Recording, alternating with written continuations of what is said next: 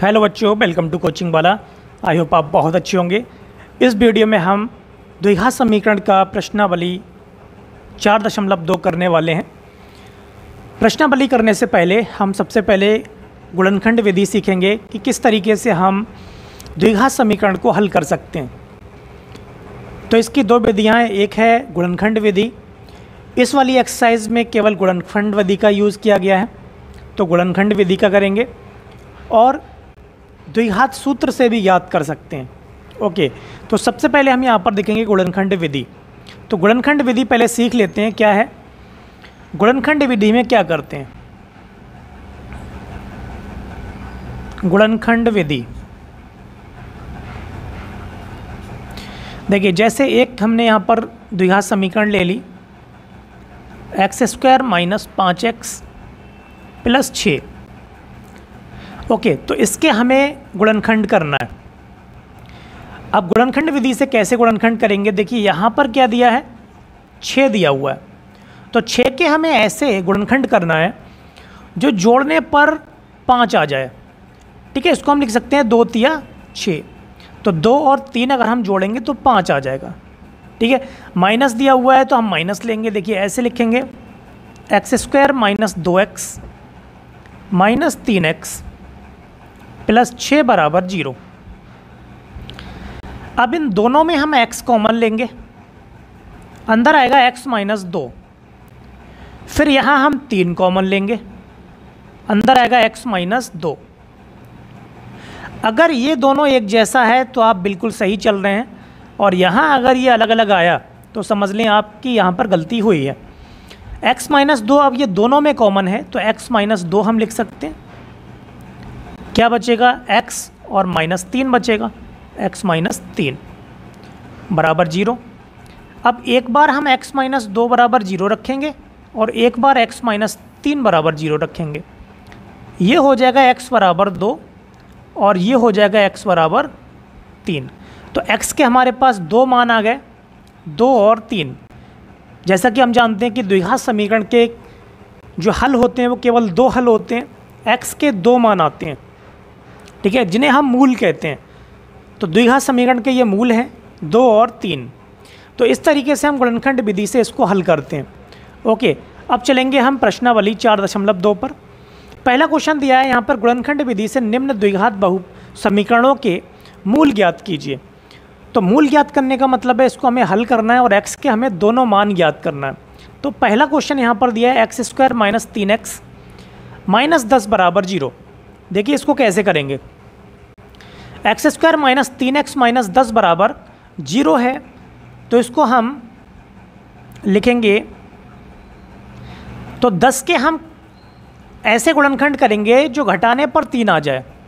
घटाने पर 3 कैसे आएगा? देखिए 5 दूनी 10, 5 में से अगर हम 2 घटाएंगे तो 3 बचेगा। ओके, तो ऐसे करेंगे हम x² - 5x + 2x और -10 = 0। अब इन दोनों में हमें x कॉमन लेना है, तो बचेगा x - 5। यहाँ हमें 2 कॉमन लेना है, तो x - 5 = 0। x - 5 दोनों में कॉमन है, तो x - 5 हम बाहर लिख लेंगे। अंदर बचेगा x + 2 = 0। अब एक बार x - 5 = 0 रखेंगे और दूसरा x + 2 = 0 रखेंगे। x = 5 आ गया, वैसे ही x = यहाँ -2 आएगा। ओके, तो दोनों मूल क्या होंगे? एक मूल होगा 5 और दूसरा होगा -2। तो ऐसे हम आसानी से इसको हल कर सकते हैं। इसका पार्ट नंबर 2 देखेंगे। पार्ट नंबर 2 में क्या दिया हुआ है? 2x² + x - 6। तो सबसे पहले यहाँ पर देखेंगे कि 6 के हमें ऐसे गुणनखंड करना है जो घटाने पर, सॉरी यहाँ पर 2 दिया हुआ है तो 2x² है, तो 2 की गुणा करेंगे हम 6 में, 2 × 6 = 12 हो गया। तो 12 के हमें गुणनखंड करना है, तो 12 के हमें ऐसे गुणनखंड करना है जो घटाने पर 1 आ जाए। तो 4 तिया 12, 4 में से 3 घटाएंगे 1 आएगा। अब इसको लिख लेते हैं, x² + x - 6 = 0। देखिए एक्स स्क्वायर का जब भी गुणांक कोई दिया हुआ हो तो जो सी का मान होता है उसमें हम गुणा कर लेते हैं और उसके बाद ही गुणनखंड करते हैं। ओके, लेकिन अगर x के गुणा में 2 का कोई गुणज होता तो हम 2 से भाग कर देते, लेकिन यहाँ x की गुणा में कोई गुणज नहीं दिया है, मतलब 2 का गुणज नहीं है, तो हम इसको भाग नहीं कर सकते। अब देखिए इसको हम लिखेंगे 2x square plus 4x minus 3x minus 6 बराबर 0। उसके बाद हम इन दोनों में, ये जो दोनों हैं इनमें से हम 2x कॉमन ले सकते हैं, बचेगा x प्लस 2। यहाँ हम 3 कॉमन ले लें, बचेगा x प्लस 2 बराबर 0। x प्लस 2 दोनों में कॉमन है, x प्लस 2 बाहर लिखेंगे, बचेगा 2x माइनस 3 बराबर 0। एक बार x प्लस 2 बराबर 0 रखेंगे तो x बराबर आ जाएगा माइनस का 2। वैसे ही 2x माइनस 3 बराबर 0 रखेंगे तो 2x बराबर आएगा 3 और x बराबर आएगा 3/2। ओके, तो इस तरीके से हम लिख सकते हैं इसे। तो ऐसे हम आसान तरीके से इन्हें सॉल्व कर सकते हैं। पार्ट नंबर 3 पर चलेंगे। पार्ट नंबर 3 में देखिए क्या दिया हुआ है। पार्ट नंबर 3 में दिया है √2x square plus 7x plus 5 √2। सबसे पहले √2 की गुणा करेंगे 5 √2 में।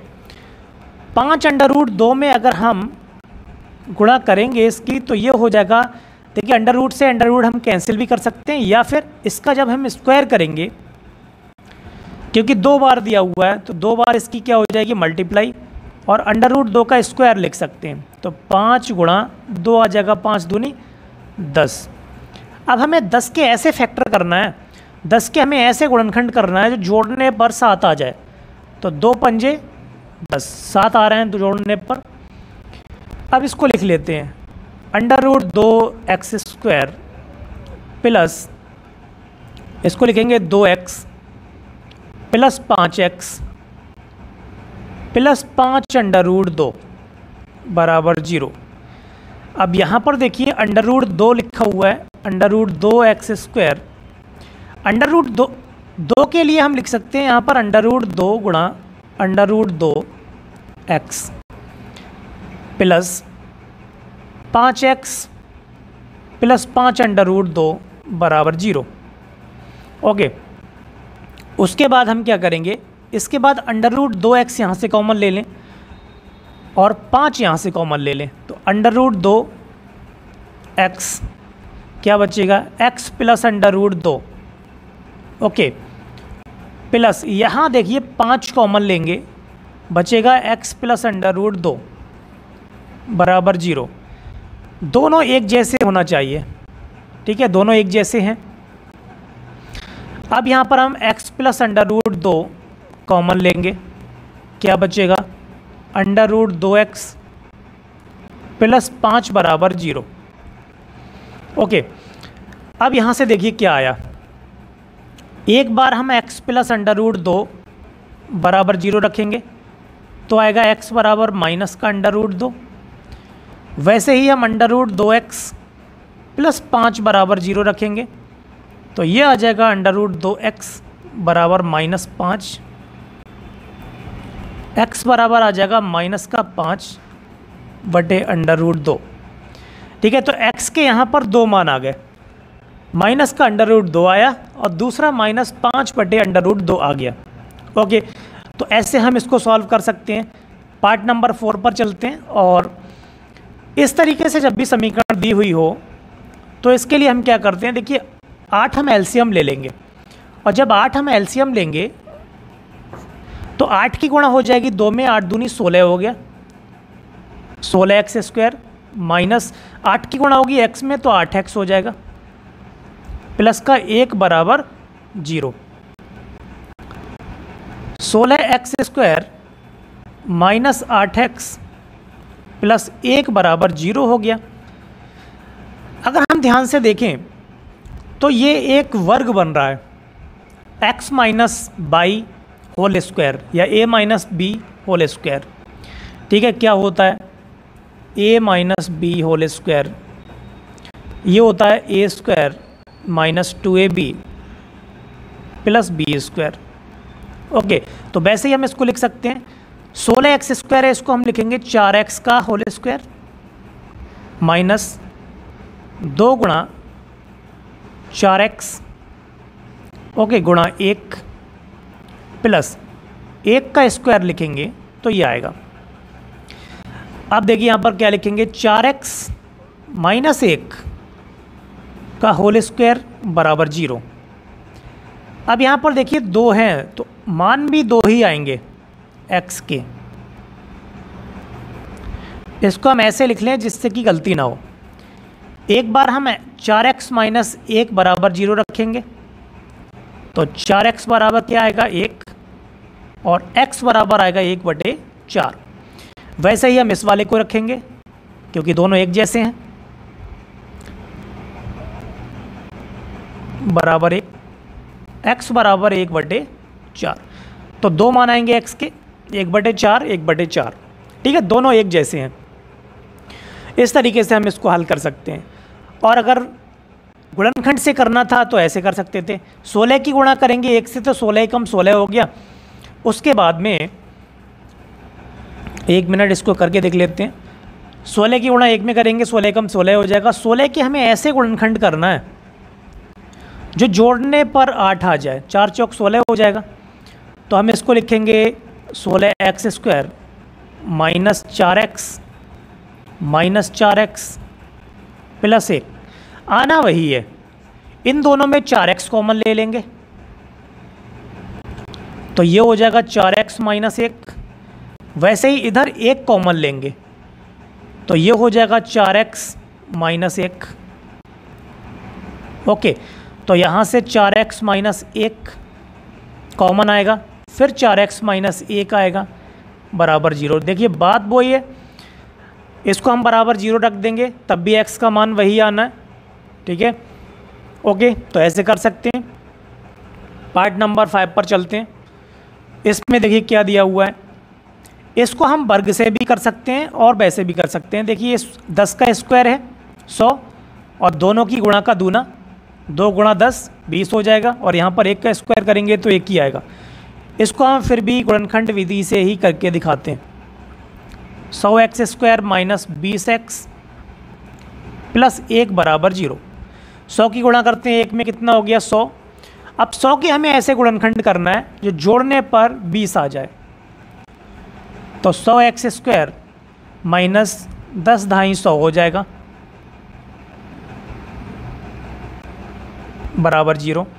इन दोनों में हम 10x कॉमन लेंगे, 10x बचेगा, यहाँ पर माइनस 1 बचेगा, यहाँ हम -1 लिखेंगे, फिर 10x माइनस 1 बचेगा इधर बराबर 0। 10x माइनस 1 दोनों में एक जैसा है,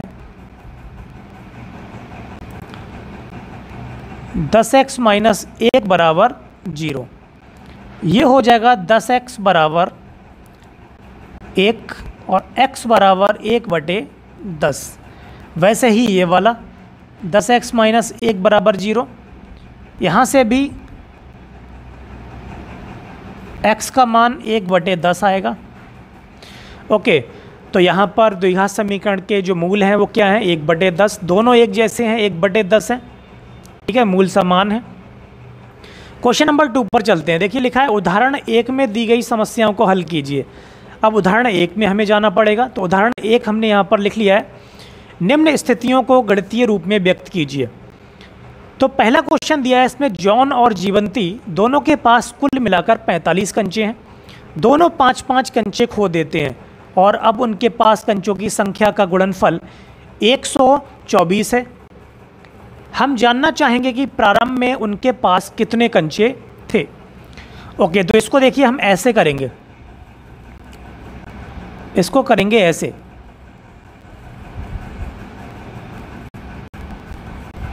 तो सबसे पहले जो दिया हुआ है पहले उसको लिखेंगे।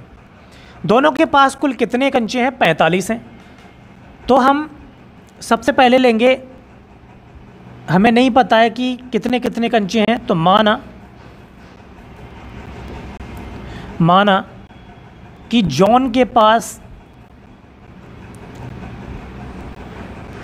जॉन बा जीवंती, जॉन बा जीवंती के पास कंचों की संख्या, कंचों की संख्या। देखिए जॉन के पास अगर हमने x माना है तो जीवंती के पास कितना हो जाएगा, 45 माइनस एक्स, जैसा कि क्वेश्चन में दिया हुआ है। ठीक है, दो चरों वाले रैखिक समीकरण में हम क्या करते थे, x और y लेकर के दोनों को लिखते थे प्लस करके, x प्लस y बराबर 45 अगर हम करते हैं यहाँ पर तो। लेकिन यहाँ ऐसा नहीं करेंगे क्योंकि यहाँ पर एक चर में हम कर रहे हैं, तो यहाँ समीकरण कर रहे हैं। तो अगर हमने जॉन के लिए हमने x कंचे माने हैं तो फिर जीवंती के पास 45 माइनस एक्स होंगे, क्योंकि टोटल कंचे दोनों के पास कितने हैं, 45 हैं। तो 45 माइनस एक्स हो जाएंगे। ओके, अब यहाँ पर आगे दिया हुआ है कि उनके पास पाँच कंचे उन्होंने खो दिए। ठीक है, तो 5 कंचे खोने के बाद, तो यहाँ पर हम लिख लेते हैं 5 कंचे खोने के बाद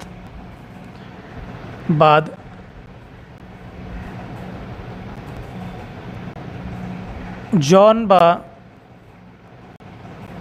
जीवंती के पास कंचों की संख्या। अब कंचों की संख्या क्या होगी, कंचों की संख्या अब एक हो जाएगी x माइनस 5 जॉन के पास, और जीवंती के पास हो जाएगी 40 minus x. Okay, 40 minus x और उसमें x माइनस 5। अब दिया हुआ है कि गुणनफल 124 है। अब दोनों का जो गुणनफल है वो 124 है, तो इसको लिखेंगे x माइनस 5 और 40 माइनस एक्स बराबर 124। अब देखिए इनकी हम गुणा कर लेंगे, x की गुणा करेंगे 40 में तो ये हो जाएगा 40x, x के x में करेंगे तो x स्क्वायर हो जाएगा। अब करेंगे 5 की, 5 चौक 20, ये 200 हो गया। 5 की करेंगे x में तो ये प्लस का 5x हो जाएगा बराबर 124। ओके, अब यहाँ देखिए क्या करेंगे, माइनस का एक्स स्क्वायर, 5x और 40 कितना हो गया, ये हो गया 45x, माइनस का 200, उधर से हम 124 लेकर आएंगे तो 124 हो जाएगा माइनस का बराबर 0, माइनस का एक्स स्क्वायर प्लस का 45x और ये हो जाएगा 324 बराबर 0। माइनस से अगर हम भाग दे देंगे तो ये हो जाएगा एक्स स्क्वायर माइनस का 45, जो प्लस का होगा वो माइनस का हो जाएगा और जो माइनस का है वो प्लस का हो जाएगा, 324 बराबर 0। अब 324 के हमें ऐसे गुणनखंड करना है कि ये जोड़ने पर 45 आ जाए। जोड़ने पर 45 कैसे बनेगा देखते हैं। तो 324 के ऐसे गुणनखंड जो जोड़ने पर 45 हो जाए, देखिए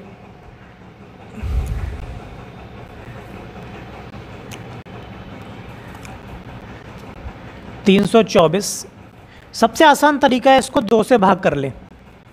2 एकम 2, 2 छक 12 और 2 दूनी 4, फिर 2 से कर लें, 2 अट्ठे 16, 2 एकम 2।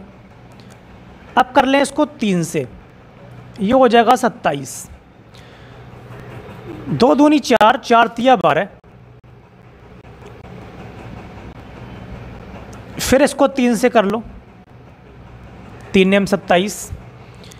अब इनकी गुणा करें, 2 दूनी 4, 4 तिया 12, 12 तिया 36, 36 और 9 की गुणा करेंगे, 36 और 9 की गुणा तो ये बनेगा 45। ओके, तो जोड़ने पर कितना आ गया, 45 आ गया। थोड़ा सा इसको क्लियर कर देते हैं।